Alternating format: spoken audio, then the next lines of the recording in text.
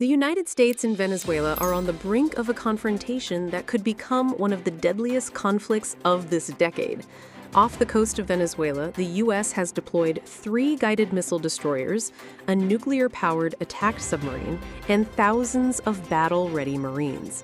In response, Venezuelan President Nicolas Maduro has called for a nationwide military enlistment, vowing to mobilize millions of civilians under arms. This massive mobilization is not just rhetoric.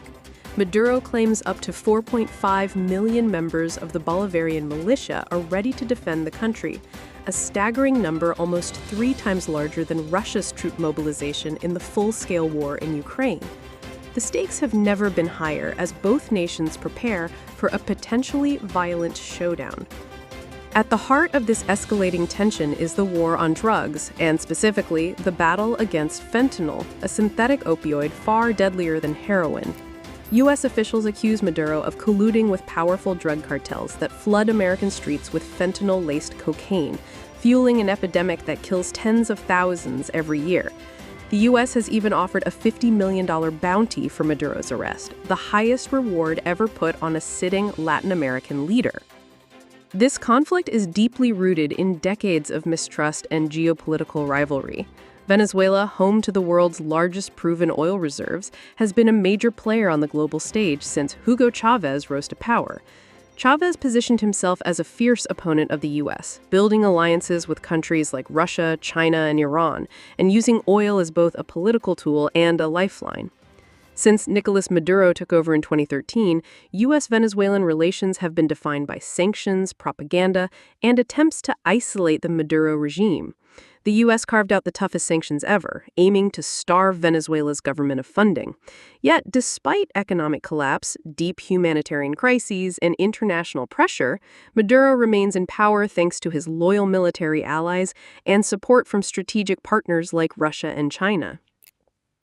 Tensions escalated further when, in 2020, the U.S. labeled Venezuelan drug cartels as foreign terrorist organizations. This designation allowed the U.S. military to justify operations against these groups anywhere they operate, including Venezuelan territory.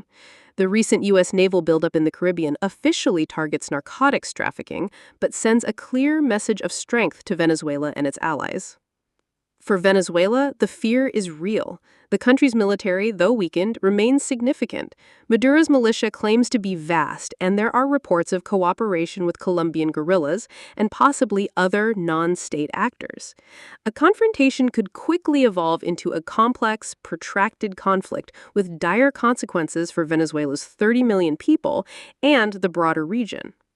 Behind all this lies a geopolitical game with global implications. China and Russia back Maduro financially and politically, but have limits to their involvement. China, focused on its economic challenges, warns against U.S. interference but is unlikely to engage militarily. Russia, deeply involved in Ukraine, may use Venezuela as a bargaining chip against the U.S., but faces its own constraints. Diplomatic avenues still exist. Intermediaries like France, Spain, and various Latin American countries propose monitored elections and sanctions relief as potential solutions. The Vatican may also play a role in cooling tensions. Yet with warships looming off Venezuela's coast and the drug war intensifying, the window for peaceful resolution is closing fast. The future remains uncertain, but the stakes couldn't be clearer.